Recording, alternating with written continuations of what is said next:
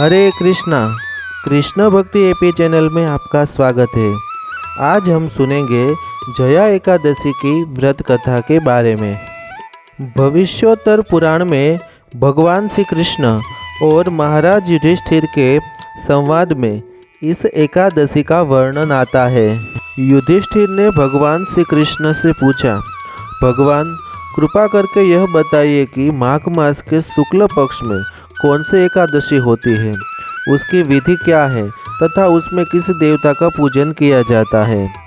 भगवान श्री कृष्ण बोले, राजेंद्र, माघ मास के शुक्ल पक्ष में जो एकादशी होती है उसका नाम जया है।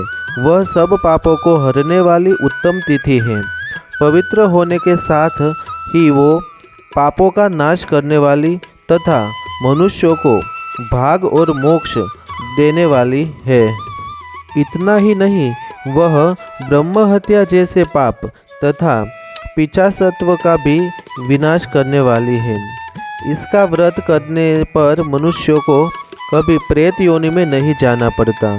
इसलिए राजन, प्रयत्नपूर्वक जया नाम की एकादशी का व्रत करना चाहिए। एक समय की बात है, स्वर्गलोक में देवराज इंद्र राज्य करते थे। देवगण पारिजात वृक्षों से युक्त नंदनवन में अप्सराओं के साथ विहार कर रहे थे। 50 करोड़ गंधर्वों के नायक देवराज इंद्र ने स्वेच्छा अनुसार वन में विहार करते हुए बड़े हर्ष के साथ नृत्य का आयोजन किया। गंधर्व उसमें गान कर रहे थे, जिनमें पुष्पदंत, चित्रसेन तथा उसका पुत्र ये 3 प्रधान थे। चित्रसेन की स्त्री का नाम मालिनी था। मालिनी से एक कन्या उत्पन्न हुई थी जो पुष्पवंती के नाम से विख्यात थी। पुष्पदंत गंधर्व का एक पुत्र था जिसको लोग माल्यवान कहते थे। माल्यवान पुष्पवंती के रूप पर अत्यंत मोहित था। ये दोनों भी इंद्र के संतोषार्थ नृत्य करने के लिए आए थे। इन दोनों का गान हो रहा था। इनके साथ अप्सराएं भी थी। परस्पर अनुराग के कारण ये दोनों मोह के वशीभूत हो गए। चित्त में भ्रांति आ गई और इसलिए वे शुद्ध गान न गा सके।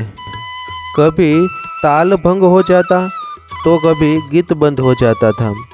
इंद्र ने इस प्रमाद पर विचार किया और इसे अपना अपमान समझकर वे कुपित हो गए। अतः इन दोनों को शाप देते हुए बोले, ओ मूर्खों, तुम दोनों को धिक्कार है। तुम लोग पतित और मेरी आज्ञा भंग करने वाले हो। अतः पति पत्नी के रूप में रहते हुए पिशाच हो जाओ। इंद्र के इस प्रकार शाप देने पर इन दोनों के मन में बड़ा दुख हुआ। वे हिमालय पर्वत पर चले गए और पिशाच योनि को पाकर भयंकर दुख भोगने लगे। शारीरिक पातक से उत्पन्न ताप से पीड़ित होकर दोनों ही पर्वत की कंदराओं में विचरते रहते थे। एक दिन पिशाच ने अपनी पत्नी पिशाची से कहा, हमने कौन सा पाप किया है जिससे यह पिशाच योनि प्राप्त हुई है। नरक का कष्ट अत्यंत भयंकर है तथा पिशाच योनि भी बहुत दुख देने वाली है। अतः पूर्ण प्रयत्न करके पाप से बचना चाहिए। इस प्रकार चिंतामग्न होकर वे दोनों दुख के कारण सूखते जा रहे थे। देवयोग से उन्हें माघ मास के शुक्ल पक्ष की एकादशी की तिथि प्राप्त हो गई। जया नाम से विख्यात यह तिथि सब तिथियों में उत्तम है। उस दिन उन दोनों ने सब प्रकार के आहार त्याग दिए, जलपान तक नहीं किया, किसी जीव की हिंसा नहीं की, यहाँ तक कि खाने के लिए फल तक नहीं काटा। निरंतर दुख से युक्त होकर वे एक पीपल के समीप बैठे रहे। सूर्यास्त हो गया। उनके प्राण हर लेने वाली भयंकर रात्रि उपस्थित हुई। उन्हें नींद नहीं आई। वे रति या और कोई सुख भी नहीं पा सके। सूर्योदय हुआ, द्वादशी का दिन आया। इस प्रकार उस पिशाच दंपति के द्वारा जया के उत्तम व्रत का पालन हो गया। उन्होंने रात में जागरण भी किया था। उस व्रत के प्रभाव से तथा भगवान विष्णु की शक्ति से उन दोनों का पिशाचत्व दूर हो गया। पुष्पवंती और माल्यवान अपने पूर्व रूप में आ गए। उनके हृदय में वही पुराना स्नेह उमड़ रहा था। उनके शरीर पर पहले जैसे ही अलंकार शोभा पा रहे थे। वे दोनों मनोहर रूप धारण करके विमान पर बैठे और स्वर्गलोक में चले गए। वहाँ देवराज इंद्र के सामने जाकर दोनों ने बड़ी प्रसन्नता के साथ उन्हें प्रणाम किया। उन्हें इस रूप में उपस्थित देखकर इंद्र को बड़ा विस्मय हुआ। उन्होंने पूछा, बताओ, किस पुण्य के प्रभाव से तुम दोनों का पिशाचत्व दूर हुआ है? तुम मेरे शाप को प्राप्त हो चुके थे, फिर किस देवता ने तुम्हें उससे छुटकारा दिलाया है?